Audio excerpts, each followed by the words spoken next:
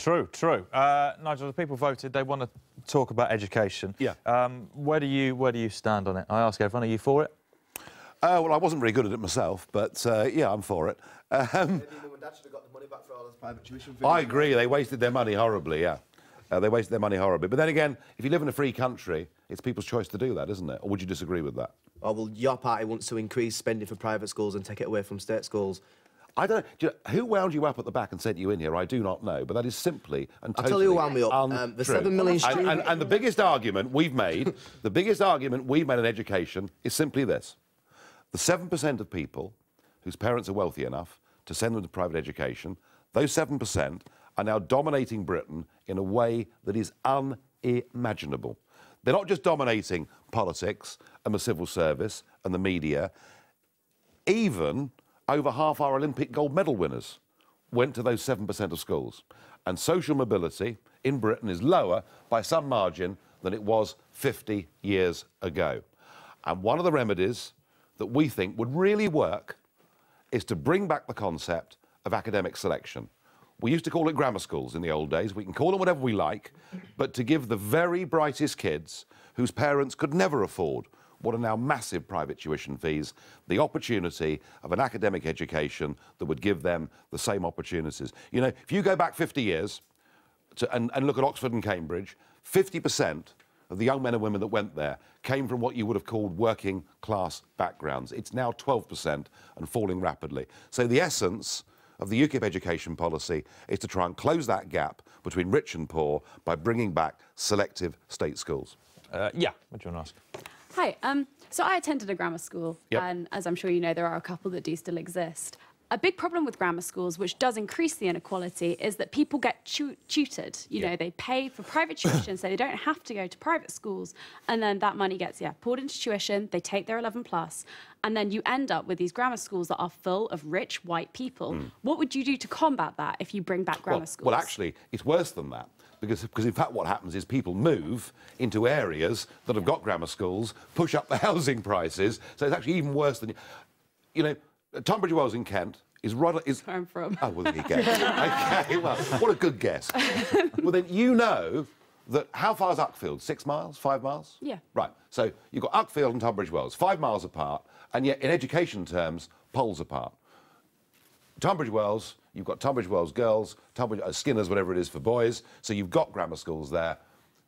Uckfield has no grammar schools there. One, it's not the only reason, but one of the reasons that property prices are higher in Tunbridge Wells than they are in Uckfield is because parents move there for it. If we had that opportunity of selective education in every part of Britain, not just the nice middle-class parts of Britain, but the urban parts of Britain and all the rest of Britain, some of that inequality would go away. Now, the argument about private tutoring, there's nothing you can do that will ever give every child a level playing field, whether it's playing football, whether it's getting into school. But the most important thing is that all young people should have the opportunity that you had. OK. Yeah, Hannah. I've got a question from someone on Twitter, and they've asked, do you think sex education in schools should be compulsory? And do you think that homosexuality should be addressed in schools? Well, yes to both. But I thought actually that was happening in our schools today. You know, No, I thought, it's not. well, It's really supposed to be, isn't it? There is supposed to be a proper degree of sex education. Sorry? It needs to be fully enforced. Yeah, no, fair enough. No, well, the answer is yes. Look, I mean, the opening quotes we had, Eliza's criticism of schools was that she wasn't given a rounded enough education. Which is true. She wasn't taught about politics, she wasn't taught about how to open a bank account and all those sort of things. So, yes, you know, we've become obsessed with education, with league tables. You know, where is the school in the league table? As if that's the only bit of education that matters. And actually, there's a much more rounded sense to education. That's not something I can change overnight. What about your policy to get rid of sex education for under 11s? I've never advocated that policy. If somebody in UKIP in the past did, well, so be it. But I think people need to have a rounded education, and sex education is part of that. It's on your website. It's literally on your website. Well, I know there was a debate about sex education for 4-year-olds and whether that was appropriate, but I don't think the age 11 was ever mentioned, all right? OK. Keep your comments coming in online. Use @BiteTheBallot and use the hashtag LeadersLive, and we'll read them out. Miles. Hi, Nigel. I'm going to use this as a segue to get back to democracy, just in response to my video. But an important part of education is I'm ruining the format here, Miles. Here we go. No, he's going to link it in cleverly, I can see. Well, we're going to judge it.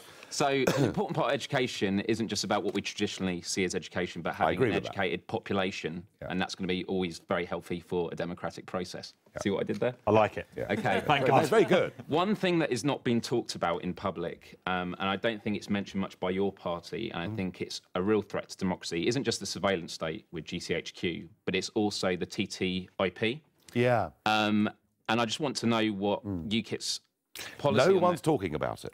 But neither is UKIP, really. No one's talking about it. Well, first point is we haven't actually got the full proposal yet for TTIP. But Could you just give a quick definition? This is a proposal, right? It's a proposal that the USA and the European Union should put together a kind of trade deal. But it's not the kind of classic free trade deal that we would all understand historically and perhaps think is a good thing.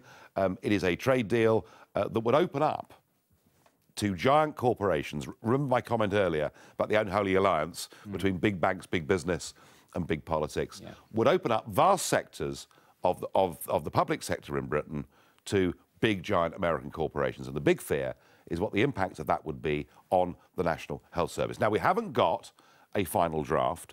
The Conservative Party are strongly in favour of it. I suspect the Labour MPs are in favour of it, but would rather not talk about it. I will almost certainly be voting against it. But this is what I don't understand is, for UKIP, who are so against the EU because we want to keep our sovereignty, there's a bigger threat to our sovereignty if it's behind closed doors, corporations, the people that are running these laws and that. And also UKIP is for privatising the health service. No, hang on. You was on video. Miles, can we just... Yeah. I'm happy to Can we just deal with that? Yeah, Right. yeah. Point number one, I'm with you. I think that the extent to which giant corporations being hand in glove with government are sort of carving out the global marketplace is actually very anti-capitalist, gives very bad value for consumers, and I'm very worried about it. As far as the health service is concerned, the Labour Party did everything they could to privatise the health service. They introduced the PFI deals, which meant £50 billion worth of private money coming in for the new hospitals, but leaving us with a long-term repayment of 300 billion sterling.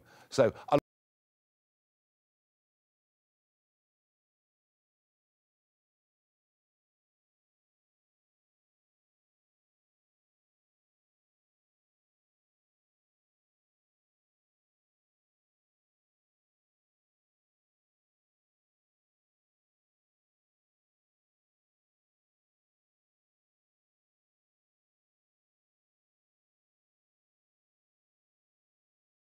privatisation thus far of the health service, namely PFI, hasn't worked well. We don't want to do that. It's quite right that political parties, before they come up with a policy, should have a proper debate.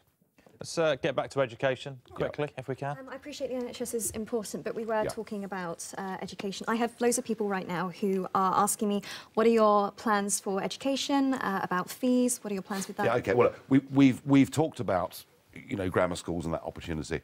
As far as university is concerned, I think we've been pursuing a policy that, frankly, has been selling false hope to too many young people.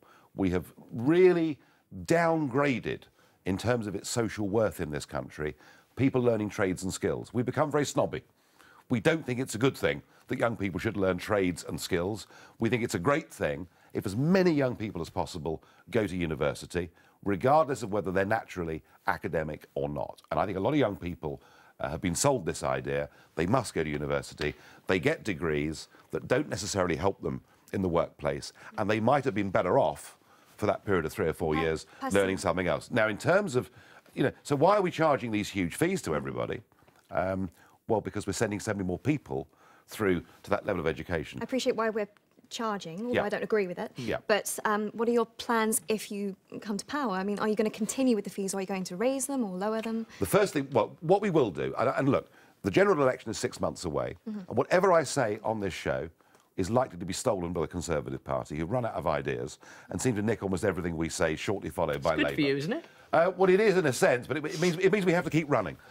What we will say next year in our manifesto is there is a chronic shortage in this country of engineers and scientists. We actually need immigration desperately for engineering and science, because we're not training enough of our own people. But could you please answer the question about what we will say is anybody doing engineering or sciences will be charged no tuition fees at all. But what about no everybody tuition else? fees. But what about everyone else? Does it go up or down? If we're going to... Well, it doesn't go up because it's reached a level that it's actually putting off many people from going to university. I would like to bring it down over the medium term. You want fewer people to go to university, don't you? If fewer people go to university, we can start charging people less. That is my long-term goal with this. Where does the money come from? Well, in the end, there is a cost to everything in life. There is a cost to education, but if you sent fewer people to university, you wouldn't have as big a bill to charge. So that's elitist, isn't it? You want the richer people to be able to go to university. No, I don't. No, I don't. I tell you what. Do you know what? Because don't you want to abolish the inheritance tax, which only applies to 5% of the richest 5% in the UK, which means you're clearly in favour of people who have the money to go to university, who can inherit. Have you seen London house prices? Inheritance tax is not paid by the rich. The rich have never paid inheritance tax. 5% of the richest population. Excuse me. The rich can avoid inheritance tax with long-term tax planning. Inheritance tax is now paid by people whose mum and dad live in semi-detached houses in anywhere in the London suburbs. So, in fact, inheritance tax is not paid by the super rich, but it is paid by people living in London and the South East. Nigel, you're completely... And that money has already been taxed. That money has already been taxed, and to charge people tax again after they're dead strikes us as being wrong. You say the same thing in every interview. You take these packaged answers. You don't answer. We're going to have to finish talking about education, by which I mean talking about inheritance tax. What did you make of what Nigel said about education and everything else we talked about then? You've been voting. The results are 75% yes, Nigel, 25% no, Nigel. Leaders Live is about you.